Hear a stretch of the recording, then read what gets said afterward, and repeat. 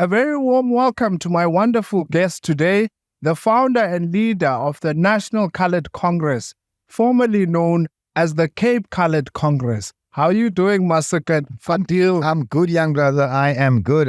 You just called me wonderful. Yeah. My day is made. I can die now. No, that's great. That's great. Thank you for coming today. You've been doing great work in the Cape Town local government, and you've been holding the executive to account in the council, right? But we would like to know about you. Who is Fadiel Adams? Where was Fadiel born? And how did Fadiel grow up in Cape Town? Oh, it's a long story. I'll give you the short version. Yes. 1976. 1976. 6th Avenue Retreat. Yes. Born in a shanty, my grandmother's, after they were forcefully removed from Constantia. Okay, in Constantia. Moved to Steenberg. Okay. Right opposite Lavendale. Yes. Spent most of my time in Lavendale. Did all the normal Lavendale things. Climbed trees, stole dogs, smoked weed, got involved with the gangs. Yes. In and out the prison system for a very short while. No convictions, I must just put it out. No conviction. None at all. Yes. Got hooked on drugs. Got married. What got was divorced. Your drug of choice? I'm not going to mention that. Okay. All right. Armed robbery, drugs. Okay. Many other wrongs in between. Found myself at the ripe old age of 30. Of 30. Yeah. Quit drugs when I was 30. When you were 30. Couldn't keep going. Had nowhere to go. Had no one left to steal from. Was actually forced into it if I think about it. Yeah. Forced into quitting. You were forced to quit it. Yeah. Met a girl at 31. 31. Still with her today. I'm 49. I'm 49 now. Yeah. Good. Started a little construction company. Employed 6 to 8 people. Treated them well. Saw what was happening in my country. Saw what was happening in my community. Yes. Decided to down tools. See what we can fix. Ran out the savings. I started selling my vehicles to keep it afloat, to keep movement afloat. Used to keep it afloat. Ran out the funds again. Sold the house. Yes. To keep it afloat. And you were funding it in your own pocket. People, many people say that we are funded by, if you listen to the ANC, they'll tell you that we're funded by white monopoly capital. And if you listen to the Democratic Alliance, they tell you that we're funded by the ANC. Yes. The truth is the funder of this party sits before you. Father of too many kids. How long did I tell you? That's been a good weekend. Responsible father, not the best father in the world. Yes. Decent father. Try my best. Fail many times. Keep trying. The nice thing is I've forgiven kids. Yeah. And every time daddy flops, they forgive me. Yes. So we're good. Oh, that's great. That's my story. And obviously the party, right? Does your organization only stand for colored people? Because as it even says on the word, it's the National Coloured Congress, right? Before that, it was the Cape Coloured Congress. Before that, it was Hatful Cape Townians, right? So would you say that your party only stands for the colored community, or the colored community in particular? The party is focused on the colored community. Yes. But we'll assist anyone in need. Anyone. As a matter of fact, I'll use COVID as an example. Yes. When all political parties disappeared, the Cape Coloured Congress at the time was feeding people in Sikalo. Yes. No one talks about that. This is, homelessness doesn't know race. Yes. Hunger doesn't know race. Unemployment doesn't care about race. But the fact of the matter is that I, as I sit here, as an Aboriginal, native South African, with no other place to go, yes, when I am in need of assistance, it is my race that counts against me. When I mention how wrong this is, I'm a racist. So the National Coloured Congress, yes, it makes no bones. It offers no apologies for our stance. Our stance is where they've pushed us. Yes. And basically, from the start of it, where it was founded as the Gatfall Cape Townians in 2020.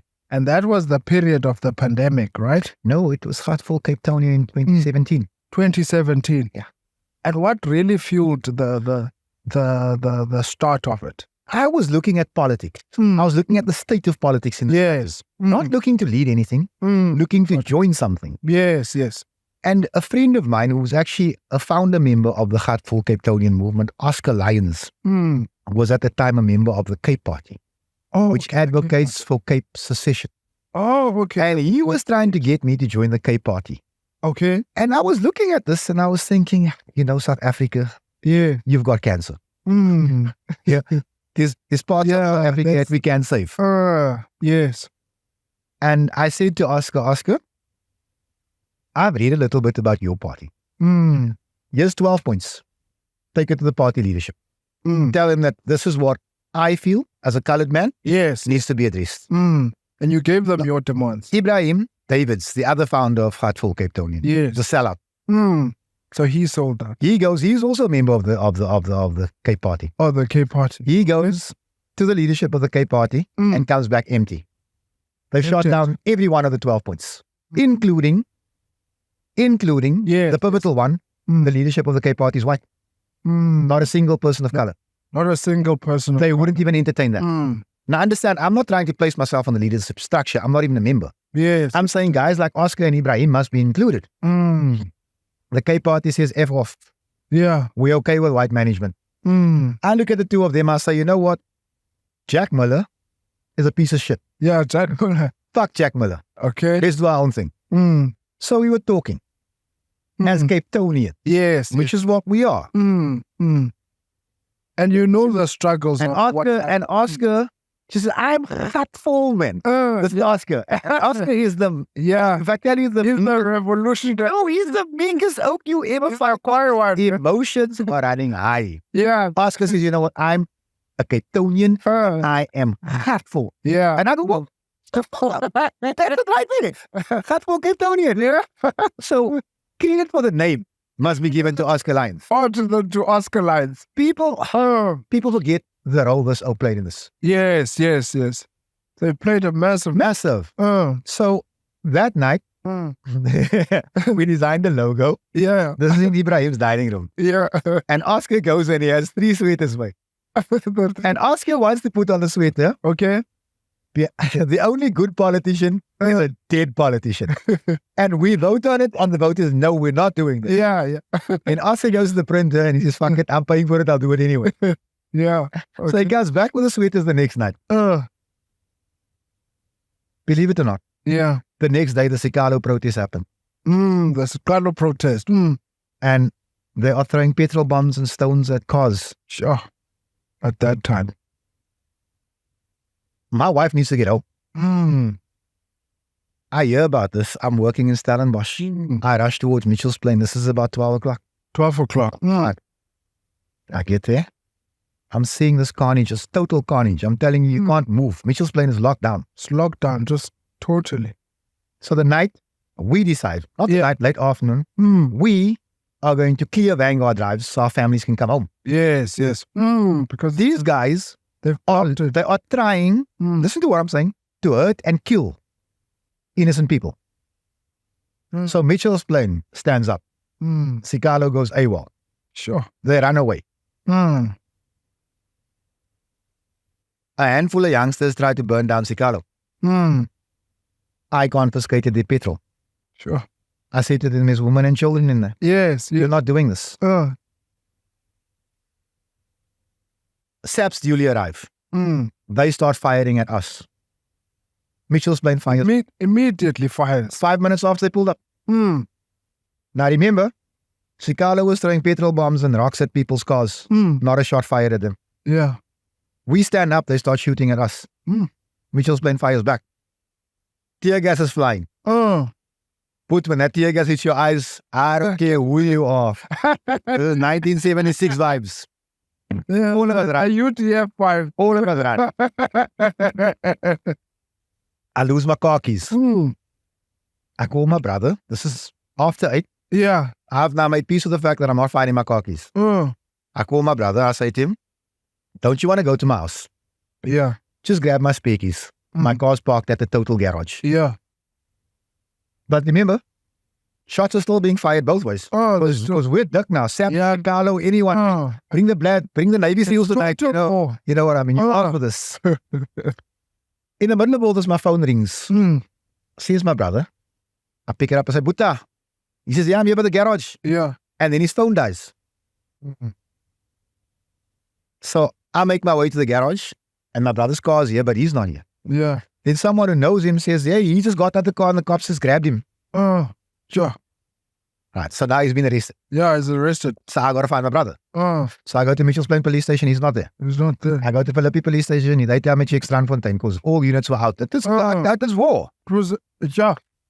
3 police stations cannot tell me where my brother is. Sure. In my head, oh my God, they're going to kill him. Yeah. This is where my head's at. I can imagine if you can't find him. Eventually, I find a sympathetic policeman. He says, listen, if he's arrested, they will be at court tomorrow morning. Yeah. Just make sure you're at the court. We don't know which police station he is. He hasn't been charged yet. Okay, fine. The next morning, I'm at the court. Yeah. My brother's name is not on the roll. Sure. So I'm walking up and down. I'm befok. I'm mad. I can imagine. And then the short journalist, she was with Voice of the Cape that time. Wanda Wilkinson. Oh, I think I. Yeah, don't worry, I don't like either. She sticks a mic in my face and asks me for a comment about the Sikalo protest. Yeah. And I tell the truth. Okay. And that 90 seconds goes viral. When I tell you viral, I think it hit 250,000 views in an hour. And from there. It started. Here we are. So I understand. Believe me when I tell you, none of this was planned. None of it was planned. Nothing. It was just at the moment you had to act. And you had to provide leadership as well at the time. I still don't consider myself a leader. You don't consider yourself? I'm a construction worker. Who loves his dogs. Yes. And isn't even the leader at home. My wife makes the decisions. My wife disciplines the kids. I'm just here. Yes. Doing me.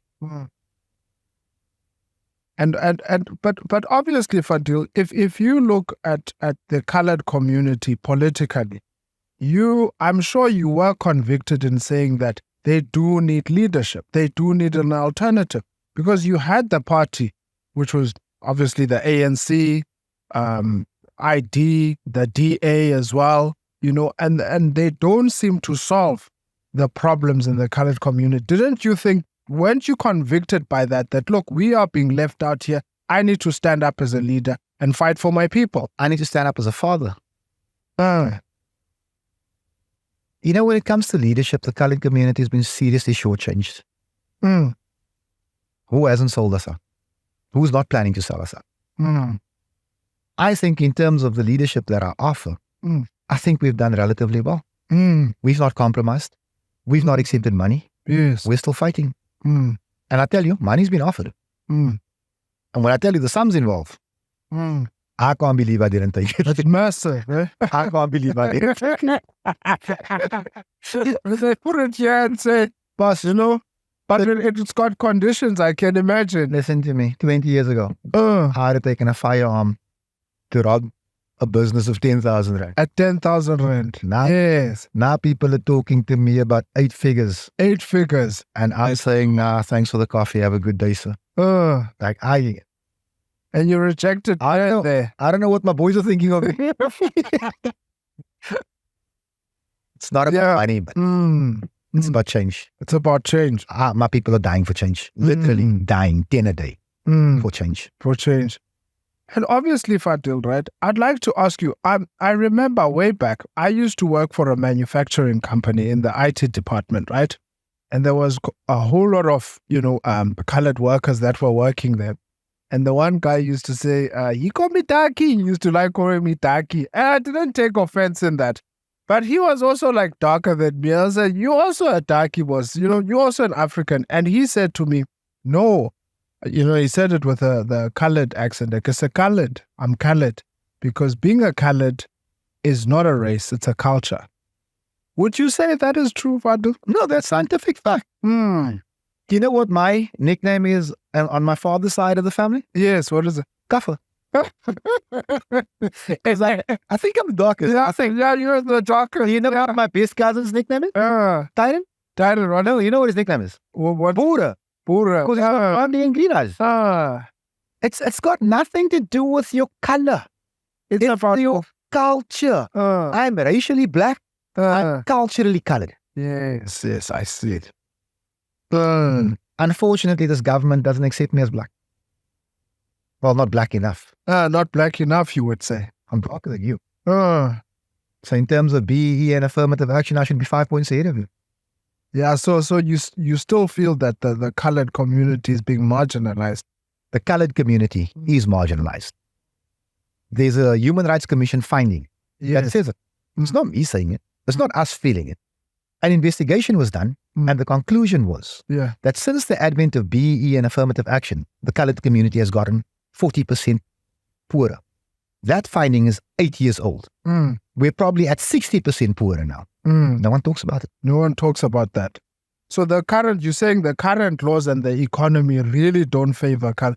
But you know, Fadiel, I've been here in Cape Town for more than 10 years, right? And obviously you can see the change. In corporate as well, you get a whole lot of coloreds that are managers, that are directors, entrepreneurs, professionals and so on. But obviously, yes, it is a minority. But do you think there is a cohesion between the colored middle class and the overwhelming majority of coloreds that are left out? Because it's also the responsibility of the ones who have the opportunities to open up. And even with you starting your movement, have you been assisted by colored wealthy people? No. Yes. Okay, so it's also like that with us, with black people. Let me tell you what the problem is. Yes. The problem is that there are coloreds in management. Ask them how many hoops they had to jump through to get there. Now then, look at management, whether it's government or the private sector. Yes. It's white dominated. We can agree on this? Yes, I agree. But whites only make up 8% of the province. Coloreds make up 50% of the province. We should be in 50% of the management positions. I mean, it's logic. So the discrimination is clear. You talk about colored entrepreneurs. I should have nailed Faiz Jacobs about this last night because we were on a podcast together last night. He is on the committee for the development of SMMEs. Yes. Do you know of one single colored business that has received government assistance? Can you name one? No, currently I can't. Yeah. Marlon Owen also, Peters. I'm not being assisted by Marlon Owen Peters. He was the poster boy for the Umsabumbo Youth Fund, Youth Development Fund. His face was on the posters. His face was on the posters. He applied. He didn't get it. So, NSFAS. Show me the colors at varsity. Show me. Then it gets worse. You've got this influx from the Eastern Cape. It's an artificial influx because it's engineered. It's politically engineered. And it's affecting the locals. There's 10,000 colored boys and girls that couldn't get into school this year. Coloreds. In university and varsity? No. Just in the primary and high school. Basic and higher age. It's a genocide of the colored people. And it's government funded. And it's assisted by the private sector. I don't know if it's a working agreement. But something's wrong here. So you think there is some cooperation in deliberately disenfranchising the colored community? Colored schools have been closed for the last 10 years. They've not closed one school in a black area, not one school in a white area. Not one.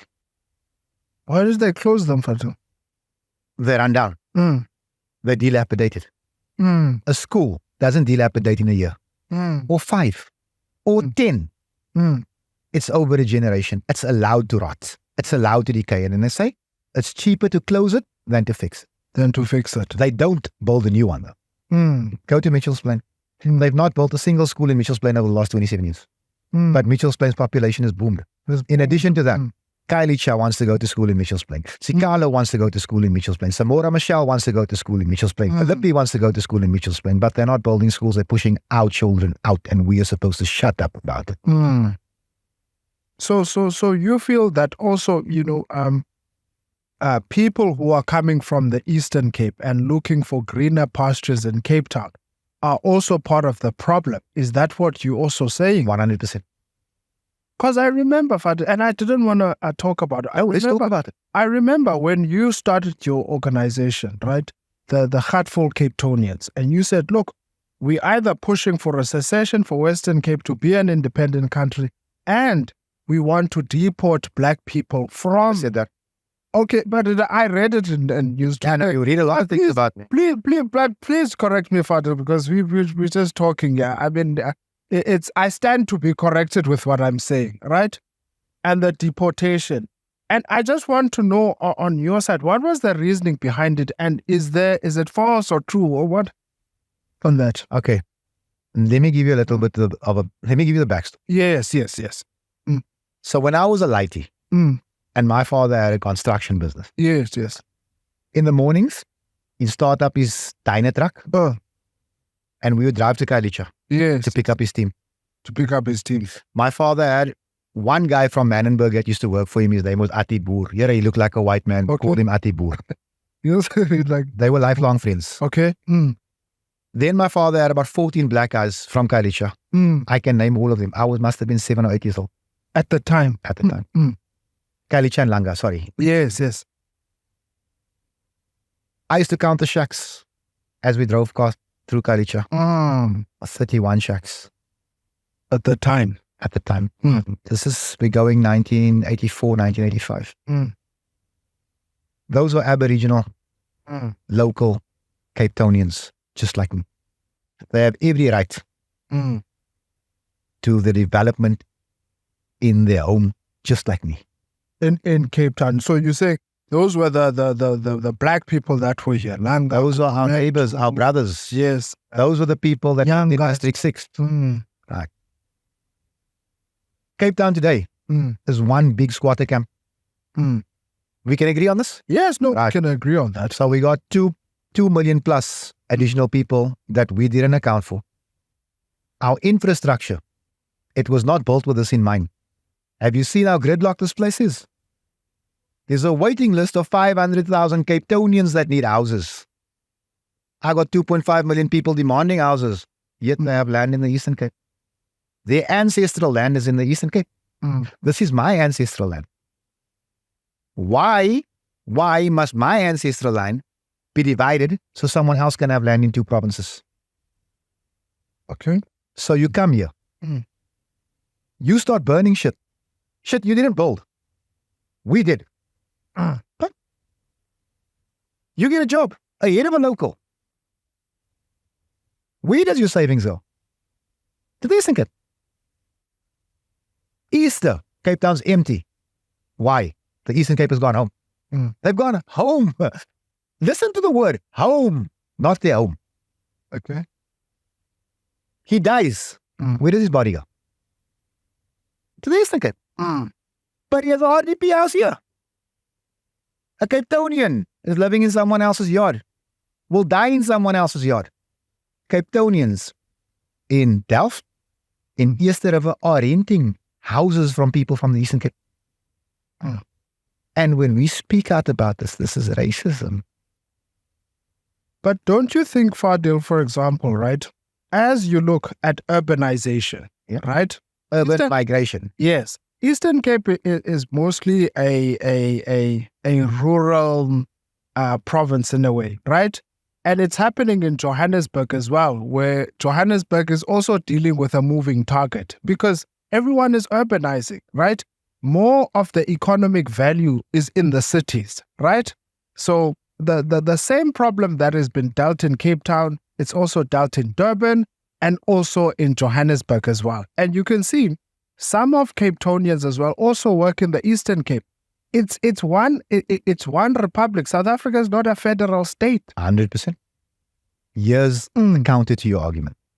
The Cape Townians working in the Eastern Cape, have you seen them burn a rent office, dig up a road, demand housing, demand free university? Understand where I'm going. Cape Town, Durban, Johannesburg, one country.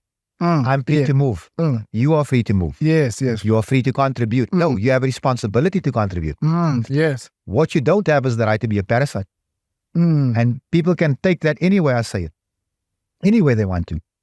How do I move to the Eastern Cape?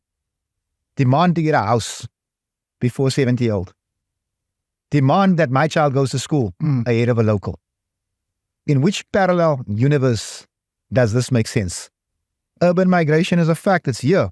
Can I give you a counter to that? Yes. How's about 2.5 million people pack up and go, hold the government that they voted for to account? Give us better services. Give us industrialization. They can do it so well here. They can burn buses here. I've never seen a housing protest in the Eastern Cape. I've never seen, never. Besides the auntie Statani thing. I think it was a service delivery. Yes. Listen to what I'm saying. In East London, you do get as well. Every week? In East London. Every week? So not mostly every week, but the more people that are there, the appetite to protest in Cape Town is huge. You're saying it's 10 times then, isn't it? 10 times. So my question to you, is this purposeful?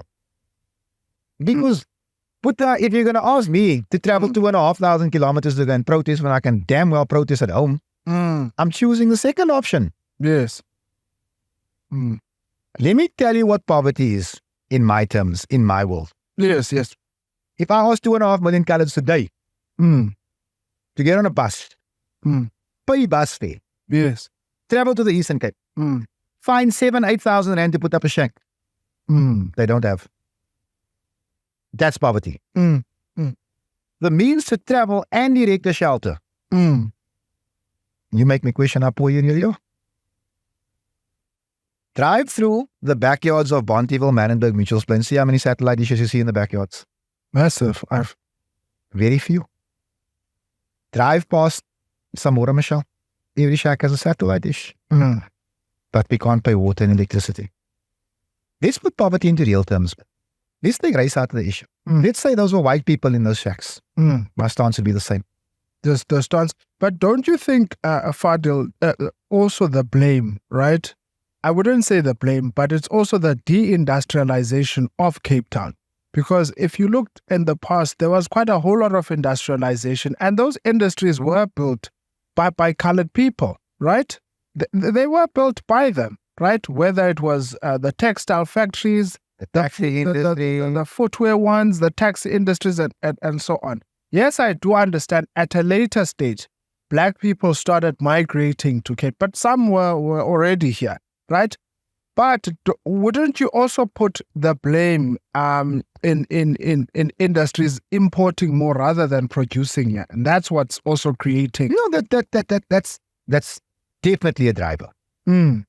My question is, when did it become okay for us to be replaced? Are we not competent? So are you saying that it's more now Black is replacing colored? Are you not seeing it? Not really, Fadiel. My brother.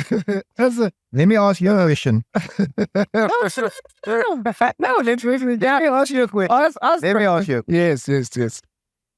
When you got here 10 years ago. Yes. 15 years ago. Yeah. Yeah. You saw more colored people working. Yes. Where have they gone? Did they become lazy? No, I've seen, you know what I've seen, Fadiel, right? I've seen more colored people, right? Moving into the suburban communities, becoming managers.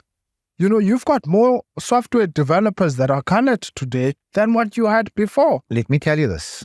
If we are going to itemize it. Yeah, but it's a minority. There we go. What I'm saying to you is, in terms of what I'm dealing with, it looks like the colored community doesn't want to work. Because we're not allowed to. Boss, let me be brutally honest. Yes, please. You know there's a no Malau policy in the townships. Is it? No. Have you seen a colored person working in retail in Kailicha? Do you know we get shot? Have you seen a colored taxi driver operating in Kailicha? In Kailicha. Do you know we get shot? Do you know this? Why are we not talking about this? And also, I would have thought Kailicha was a part of Cape Town. Yet, we don't mind people of any ethnicity working in our areas. All we're saying is give us fairness, and apparently that's too much. The day will come when we get pushed to that point, that the edge. there's going to be big gak here, Buta. So you say there is like the underlying discrimination. But in 1994, a school teacher, I think his name was John Adams, bought a house in Kailicha and he was thrown out by the people of Kailicha. Google it. Yeah. No one calls that racism. You know, black people live in Mitchell's Plain, in Retreat, in Steenberg, in Elsies River. In Delft. And we've always been accepting, always been open to people moving. Since 1652. What I'd like to know is why people have a problem with us. So you feel like you are persecuted in your own. It's not that I feel it, sir. I see it. You see it. You say a feeling can be misinterpreted. What my eyes see. It's a total. Now that stands the test in court. But how do you think, Fadiel, we can really, increase the cooperation, right, between black and colored? Because we were both oppressed by colonization, by apartheid. I don't see the benefit of us fighting. There's no benefit. There's no benefit in it. But how do you think, is it probably like the whole thing, like in the apartheid, whereby the colored was the second class citizen and then you had the black? And let me tell you what I see. Yes. Let me tell you what I see. I see a constitutional court order finding, saying that you cannot impose national demographics in the Western Cape because it will disenfranchise the colored community. That's the constitutional court saying it. Yes. A black government did it anyway. Now, if the court can't order this government to treat my people fairly, where do you think it goes? The discrimination of the colored child is not the fault of the colored child. 30 years into the new dispensation, the national question still has not been asked. You know what the national question is? Which is? Where does the colored fit into the new South Africa? That's the national question. Would Mandela, Mbeki, yes, Kgalema, Zuma, Ramaphosa, 5 presidents have failed to give us an answer. What is it that black South Africa wants from us? Blood. It's very easy to say black and colored should work together. I was one of the proponents of this. I still am. You still are. But the admission that harm was done to my people will not be made by black South Africa. You expect us to smile about it. We're done smiling. I don't want to be fighting other poor people. We should be fighting the people that stole the land from us. We're fighting over crumbs because you won't allow us to eat. That's the problem right here. Yes. But do you think with President Nelson Mandela, he included quite a whole lot of people in the colored community? Trevor Manuel, for example, in his cabinet, right? Dala Omar was in his cabinet. Vali Musa, I think, was in, right? Ahmad Kathrada was there. You know, you had quite a whole lot of Jay Naidu, and there was a even Mandela work Mandela's right hand man was colored.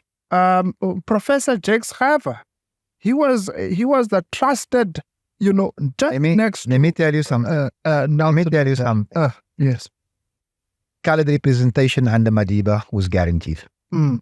But the United Nations asked Madiba a simple question. Yes. Are there any Khoisan left? And he said no. That was a blatant lie. Do you know why? Why? The plan to take our heritage was unveiled right there. Let me take it a step further. Yes. The cabinet that he brought in 94. I think he regretted it. Because colored people in the Western Cape foolishly voted for the National Party in 94. I still can't. Yeah. That's how did that scream over Alan Boesak? That's another one. Right.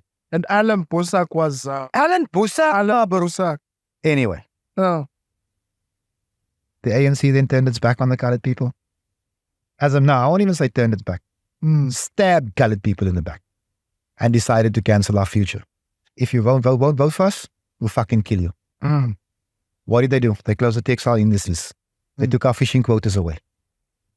They kept us at the varsity. 86% of all police stations that are under-resourced are found in the Cape Flats. Mostly in the Cape. In the country. Listen to me carefully. Out of all the police stations that are under-resourced in the country, all of them, 86% of them. Mostly in the Cape Flats. Does that not sound like a planned genocide to you? But wouldn't you put it to the government of the Democratic Alliance, which leads the Western Cape? Because why are most of the resources in the Lani areas, right? And then you find that the resources are not in the... So if you watch my IOL debate 2 weeks ago on a Friday, yes, that's exactly what I said to the Premier. I said to him, you're spending 3 times the amount of money on the rich than you are on the poor. I said to the Premier, since you told him you're a piece of shit. Right. Still. So what you say about the DA, I agree with you. But I'm not going to absolve national government of what it's done. Of what it's done. Yeah. Not good. If the ANC is looking for a free ride, it's not getting one. It's not going to get one from you. No, the truth must be told. No, exactly. I believe that over a cup of coffee like this, it's a nice cup of coffee. It was a good cup of coffee. It was a great one. We still gonna the ANC and the DA have found their common ground. Is to get rid of us or enslave us. So you're saying there's a collaboration between the African National Congress and the DA? This plan is run too well. It's run too well. It cannot have worked without some type of strategy. That was there. These people know what they're doing. If I press this button, you'll do that. If I press that button, you'll do that. They're just pressing the buttons. And you know what? As coloureds, we're just reacting. It's time we start reacting. But how has the togetherness or the cohesion, right? Because there is I would say there is this view that coloured people don't want to work together. And I'll be honest with you, even in the workspace, it's almost like the stabbing, you stab your back, I want what's mine. And, how has the cohesion been? How are you going to unite the coloured community under one? No, sir. No. I'm not King Solomon. I don't. That's a different type of wisdom. That is it. Yeah. Let me tell you what I admire. What I admire about the black community. You guys, you know what? You got your same splits. You got your same. Oh, there's a lot of... But when it comes to the critical issues, the unity is there.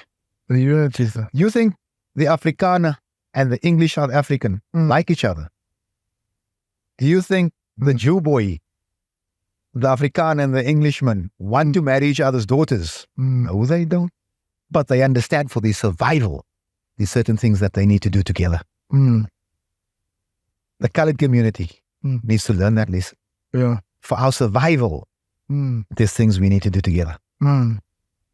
But how has it been on the ground to get, to get the coloured community, conscientize? People with more resources and more experience and more education than we have tried and failed miserably. We're very happy with what we've managed to pull out to date. There's bigger things. And you've done great. I mean, your traction is enormous. I'm Batman. Just got that out. Now, I'd like to know with the obviously your party before was the Cape Coloured Congress, right? Specifically focused on the Western Cape, and now you're the National Coloured Congress, focusing on the rest of the country, right? How is the traction in other spaces? It's growing, but resources is what's holding us back. We started the party for the Cape Metro, Cape Town. Yes. The Cape Coloured Congress. The name said it all. Yes. Then people in Saldanha reached out. Then people in KZN reached out. Then people in Eldorado Park reached out. Okay, National Coloured. Okay. Yeah. Let me tell you this. 7 pensioners in Wentworth, KZN, without money. Ran the DA so close they lost that ward by 26 votes. Sure. Without any resources. No posters, no pamphlets, no sweaters, no food parcels, no radio ads. No radio ads. 26 votes. We're ready to do great things. Neck and neck. But We got these people screaming. You got them by the... That's exactly. And I'm comfortable in that space. I'm comfortable kicking Obas in the testicles. I'm loving it. You're loving it. And I can... Obas had been thinking about our asses for so long. We feel it's normal. Exactly. And I can see in the council, you heating up that place. I mean, no one can sleep when... Let me tell you something. You heating up that space. Almost 30 years into it.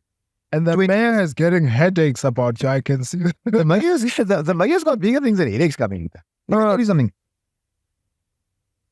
It'll be 20 years under DA rule now. Yes. Everybody's opposed to DA. EFF, ANC, Patriotic Alliance, Good, Al-Jamaat, No one's ever convicted them of a cent, of stealing 1 cent. We got them in court for 500 million. Sure. With an additional 1.2 billion to come. In court. A party led by a construction worker with a retail operator and a beautician and a... Yeah, and you guys don't come from the political... No politics involved, sir. Only the desire for change. Just the accountability. You aren't educated. Okay, fine. We've got advocates and lawyers and doctors and we got all the shit here. Impact is... Where's the impact? Where's this? It isn't what we do. It's an act of love. We don't do this for money. I resigned from council. I walked away from the salary. Because I'm more effective on the ground. You resigned from council? Oh, yes. What, 6 months ago? 6 months ago. The front page, you've not been reading. Yeah, I haven't been reading that, Fadiel. So, people accuse me of doing this for money and fame. I mean, I can't eat social media likes. I do this for children that I'll never meet. That you'll never meet. Let's talk about the issues, Fadiel, that are facing the colored communities, right? The unemployment, the joblessness, right? The crime rates, the education. How do you think the National Colored Congress will solve such difficult issues? Because they are, they are difficult. They're not difficult. They're not difficult. There's just no will to solve. Look at, the gang violence has been going on for so many years. We're less than 10% of the national population. But we're 85% of the prison system. Our mothers don't give birth to criminals. I can tell you most of those boys in jail tonight, they used to be good boys. Systemically, everything's wrong. Our ghettos are overcrowded. Then you still got the Eastern Cape coming in and crowding us out. We're being kept out of school. We're being kept out of work. We've been kept out of higher education. They've created a revolving door to prison out of the Cape Flats. It's a very simple thing. Educate us. Employ us. Empty the ghettos. Empty Mannenberg. Empty Lavender Hill. Empty Heiderveld. There's too many people living there. There's a law in place that prohibits too many people from working in a space. But no such law exists for people living. You've got flats in Parkwood that were designed for a family of 6 to 8, 50 years ago. There's now 40 people in a flat, 35 people living in a flat, 28 people living in a flat. I know of a family. One example. Yeah. At night, the man takes his wife, his child, mattress, and goes sleeps in the bathroom. His brother takes his wife, his child, his mattress, and sleeps outside on the stoop. But 21-year-old boys are getting houses on the Eastern Cape. Not like he's got nowhere to go. He's got land, lots of land. And when I say something, I'm the racist. My people are being killed. This is ethnic cleansing. State-sanctioned. You're saying this is an underlining genocide or what? I've heard genocide, but... If you were a policeman, a lieutenant colonel, could you steal 2,000 guns? So Lieutenant Colonel Prinsloo is Superman. Because he was convicted of stealing 2,000 guns and selling them to the gangsters. He then served 7 years in prison. Are you telling me the state's not involved? Prinsloo didn't act alone. There must have been at least 50 policemen dealing with him. Why wasn't he shaken until he gave them up? And why wasn't he sentenced to life without parole when he refused to give them up? It's because our lives mean nothing. You see, the current lives matter as well. All lives matter. I just wish people would recognize us as people too. And the thing is, the current community also fought in the apartheid. Massive. Now, come on, man, give us our full credit. The 1976 riots, it was started by the brother of my KZN chairperson, by Keith Skido Joseph. You know what he did? What did he do? He fired a fucking rocket launcher at the refinery. At the refinery? Yeah. A colored boy. Was he an MK combatant? Yes. Yeah. And he never received the honor that was due to him. So the history, you're saying it's being hidden away. Yes. The massacres that were happening here in Cape Town was worse than anywhere else. Let me tell you this. The actual 1976 riots, where the brunt of it was happening, was on Vanguard Drive, Pontyville. Do you know that there was a ANC formation called BMW? The Pontyville military wing. The military wing. That was a hardcore one, right? Do you know where they live? Where do they? In other people's backyards. Do you know what their children are up to? Some of them are on drugs. Some of them are in prison. And these boys risk their fucking lives.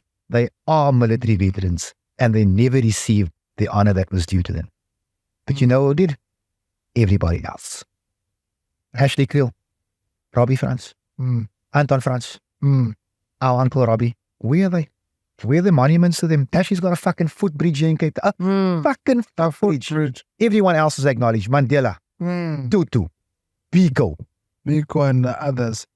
But no mention of in the colored. A footnote in a really big history book. But do you think like leaders like, Trevor Manuel and Professor Jakes Farver that were there, do you think they pushed the agenda? Sold us out. Listen to me carefully. Sold us out. That's the full story. I believe that because Busak wasn't as compromising, Alice Busak, he was sacrificed. That's why they sacrificed him and went to jail. I believe it. I've never spoken to him about it. You haven't spoken to him? I've met the Reverend many times. But I believe that's what happened. And sometimes you remind me of him. That great, orator that lifts up people and so on. I'm not fit. It's been a while, like hearing that, revolutionary, voice that comes out. Boss, we'll never have another Busak. Yeah, no. I can't tie his laces. Not from an oratory stance. No. This is. No, but I was watching No. You get people. It's almost like I could like when you listen to like these politicians like Julius Malema, great orator. He gets people fired up, and obviously, when I was looking at, if South Africa produces another Busak in my lifetime, I'll take you for lunch. That's not going to happen.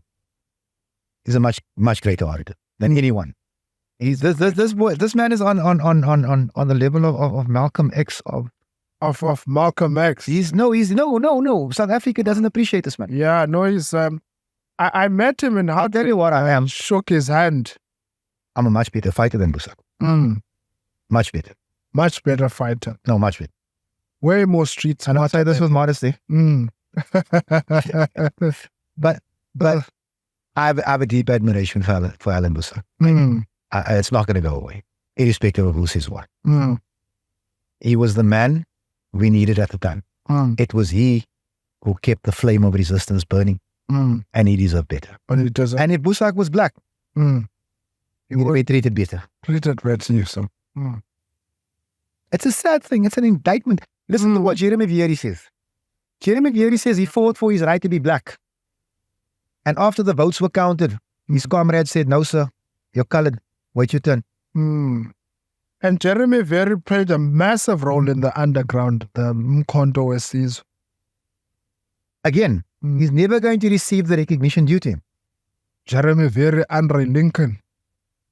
Andre Lincoln is a member of the NCC. He's a member of the NCC. Yes, sir. Wow. Yeah, we recruit generals, sir. Oh, so you've got an underground army as well. Please don't take up arms.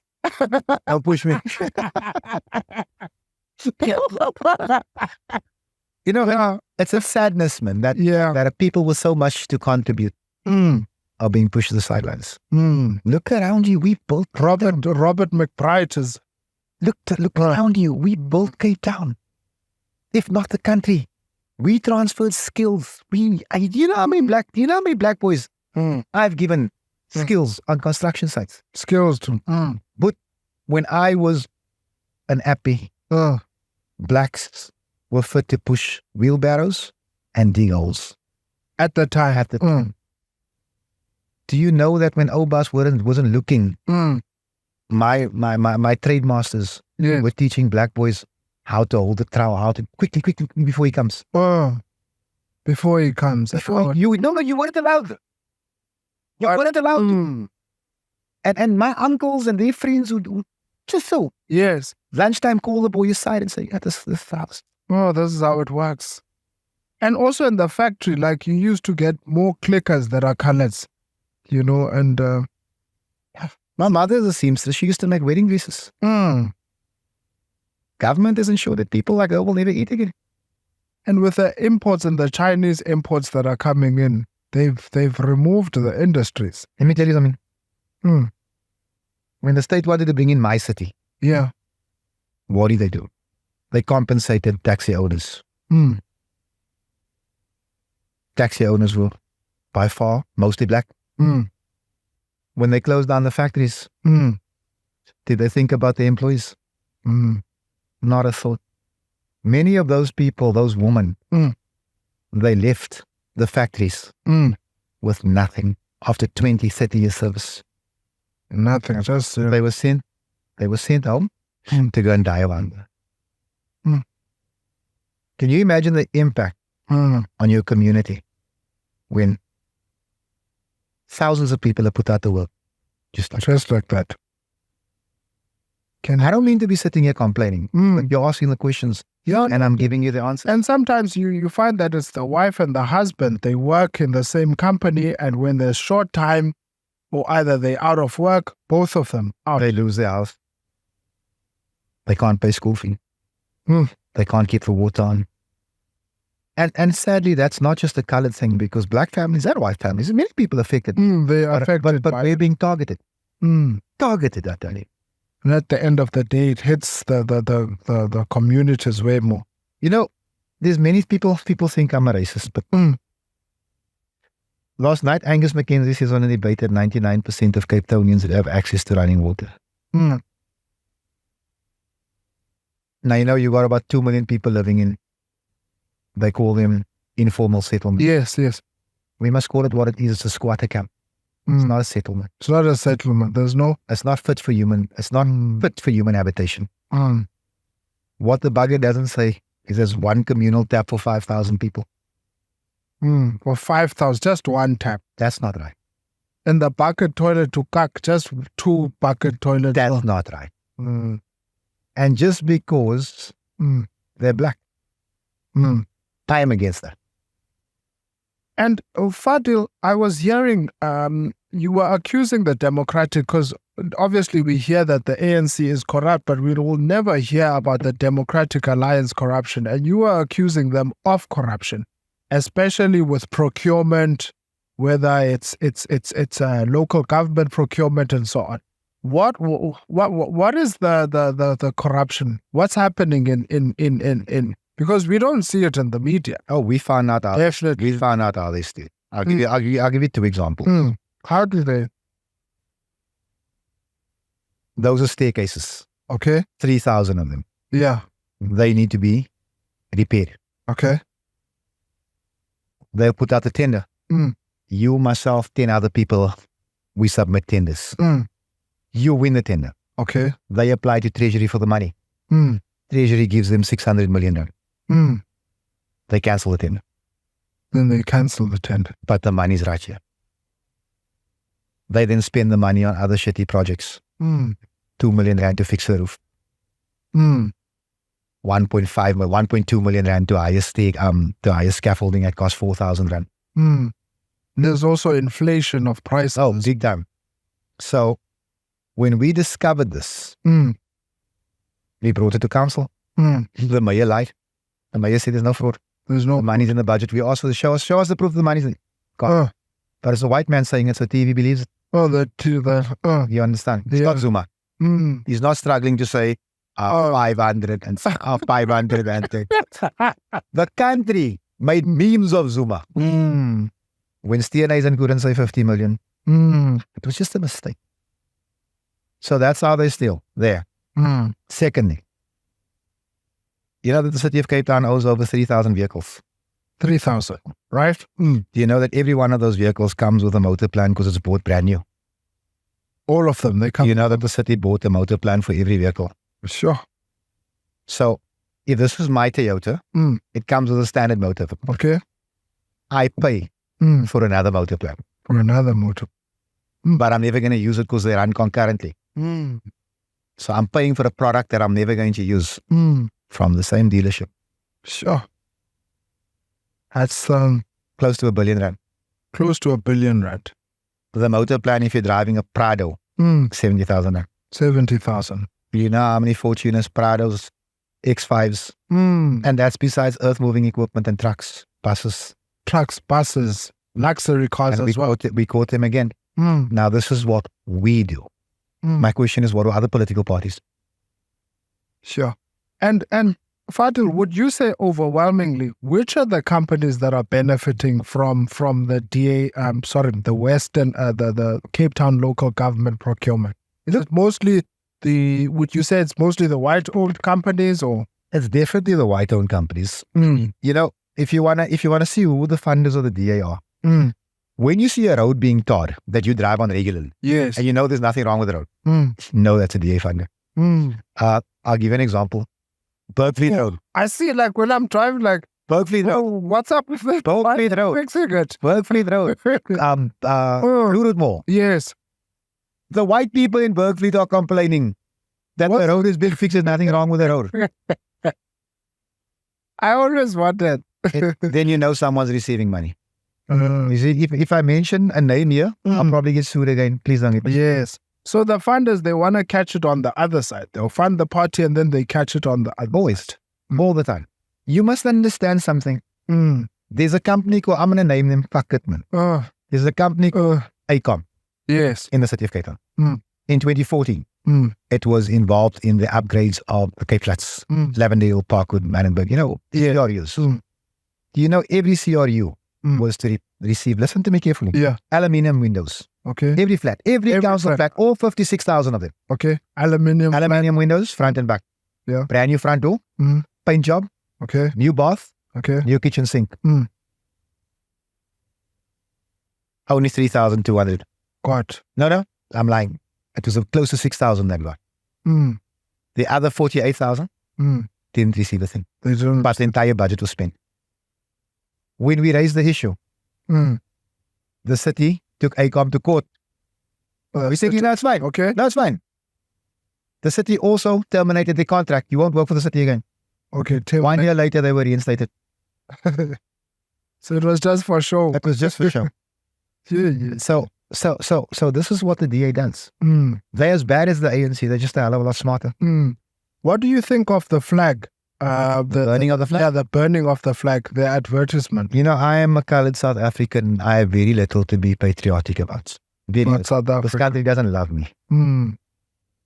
So there's no that emotional. I actually didn't get emotional about the flag. I must be honest. That's wrong. And as far as I'm concerned, it's treasonous. But here's the thing. Yeah. When we tried to ban the old apartheid flag, the DA voted against it. They've got more respect for the Vierkleur than they do for the flag that represents supposed freedom. A supposed freedom. I'm not free. I'm not free economically. I can't move like I want to. You know, I've got freedom of movement. But if you live in Manenberg, how free are you?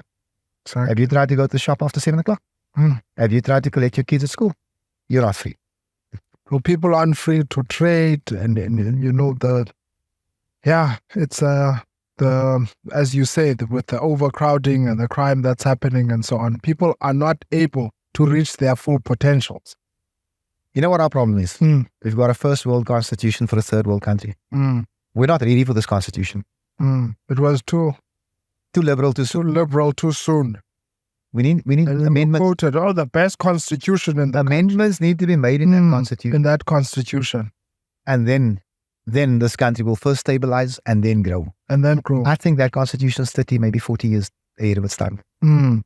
Unfortunately, it's cost us many lives. Yeah. No, definitely. And in terms of your campaign trail, where are we going to be seeing you guys? Where are you guys campaigning? We don't really campaign. You don't campaign? No. Door to door? No, that's not so. No. You see, if we are not pamphlets, that would be campaigning. But our success is based on our work. We are a party that works. We are a party that forces colours into work, forces colours into schools, forces colour into varsities, that fight for our rising rights. I mean, we are a party that, without having executive power, have forced the provincial government to house coloured people. That's us. Yeah. We're not here about spin lies. We're going to do this. We've done. With our little means, we've got a state-of-the-art office in Mitchell's Plain. Yeah. It's manned by 5 volunteers. Okay, 5 volunteers that are running the office. And they see to the community complaints. And it costs us, in terms of rental, amenities, utilities. Utilities as well. About 30,000 a month. 30,000 a month, okay. That's a lot of money to us. Now, the question I ask is, the parties with money, why don't they do this? I'll tell you why. They don't care. They don't care. But the with the money, Fadiel, do you have like your members? Do they pay something on a monthly basis? Or either, let's say you've got a party member in council and then in the salary, you take a percentage for the party. Our councillors pay 20% of the salary. 20% of their... And that's how we maintain the office. And that's how you maintain the office. And any, money that's coming in from the coloured community? Sometimes. Okay. This is a prize. Sometimes, look, people pay what they can. I can't ask someone to take his electricity money and give it to me. We're not about that. But I like how conscientized you are, how with the community's needs, what they actually need. I'm from those streets. I talk to those streets. Those streets talk to me. I'm something of a connoisseur on coloured life. And that's what's different. I don't live in Sandton, Constantia, and I've got no business there. Would you live in the suburban community? Let's say, for example, you are in parliament. You are contesting nationally, right? Yes, we are. So let's say, okay, fine, you're going to be in parliament and you're going to stay in a parliamentarian community. You will have those perks and so on. Would you still be there, or would you say, I'm going to reject this whole perks and still be with... Okay, so to give you some context to it, I don't think we should ever be in a position as a people to tell anyone where they can and cannot live. That's awfully draconian. That's wrong. Forbudian. That's... But remember that I quit my council job. I walked away from the salary. Remember that when an increase was offered to councillors in the city of Cape Town, the NCC was the only party that voted against it. You're joking. We said to council, give our elderly a break with this 2.5 million rand a month that you are suggesting that you hand to us as councillors. Yes. Everybody voted against it. We're the only party that said that. I think the increase was about 7,000 rand per councillor. 231 councillors.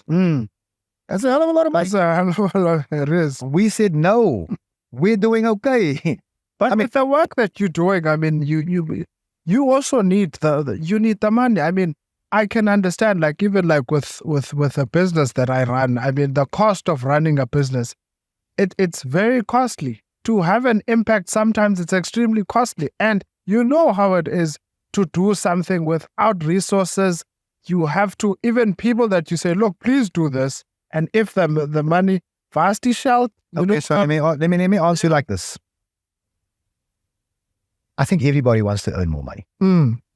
We just felt that in a time that is screaming out for austerity, Yes, yes. that it was ludicrous for us to pay ourselves an additional 7,000. Mm, When people are struggling to keep their lights on, mm, to pay their water bills, yes. that those same people must fund us as councillors an additional 7,000 rand 231 times every month. That's We felt that it was the conscious thing to do. and more resources needs to be put in the community, you said. Put for 2.5 million rand, I think we could put what? 100 law enforcement officers out in the street. Mm, That was our feeling. Do more with this money. mm, Every other party voted for them. for the increase. That's the difference between us and them. A councillor right now earns about 60,000 rand a month in the city of Cape Town. Mm. So He's not going to die if he doesn't get an increase. mm, You know, it might not. Look, if petrol goes up, the interest rate went up, everything goes up. But they'll be okay. that would be okay. They might not be able to go for lunch every day, Exactly. but they'll be okay. We are concerned about the people that are not okay. But do you also think that when you get more money, it also distances you from the problems that the citizens are facing? Because let's say you get more money, right? And you know, people come to you, they complain, you see my electricity, and then you get so irritated because you're not facing that. I mean, you're getting more money, like a nice suits, a nice cars, security, and so on. And you're like, yeah, you're coming to bore me with this. So you know how I used to have my own construction company. Yes, yes. I was doing okay. Yeah, I had good money. and you employed about 16 people? No, 6 to 8 people. Yeah, I always yeah. keep it small. Okay. So I've been okay before. I wasn't distant. I closed that. Yes, yes. I closed that Mm, to help fix what we didn't break. yeah. So I don't care if it's 2 million rand a month. Mm, I'm never going to leave my people behind. It's not who I am. yeah. And then when we speak about security, Mm. I'm the only politician, only head of a political party of any worth Mm. in this country Who doesn't have a bodyguard? that doesn't have a body. How's that? Where's the bodyguard for you? I'm sure you got a whole lot of people who Well- want to, you know. No, they're all not. They want to take me out, but they have heard my reputation. You clearly haven't. All I'm gonna say is, if you come, boy, make sure you don't miss. Make damn sure you don't miss. No, that's a great one. It's been great, Fadiel, having you in the show today. I had a great conversation with you, and now I really understand what your party is for. And you know, Vote NCC. Vote NCC. yeah, no, definitely. Listen, let me Look out for the NCC. let me offer my apologies for Yes. not being able to sit down and have this conversation with you. Yeah. I really wanted to. You know, it's silly season, Yeah. and I had to bury a body today, you know, to make it here. But it was well worth it. Yeah. But, look, you don't very often get to say I enjoyed an interview. I enjoyed this interview. No, thanks a lot. Thank you, Mania. Thank you. Take Take it easy, Thank you. Masakan. You mustn't say Masakan because there's some TikTok influencers here Is it? that will accuse you of being a gangster. Oh, okay, you're right. Viva NCC, viva. You heard that. Viva.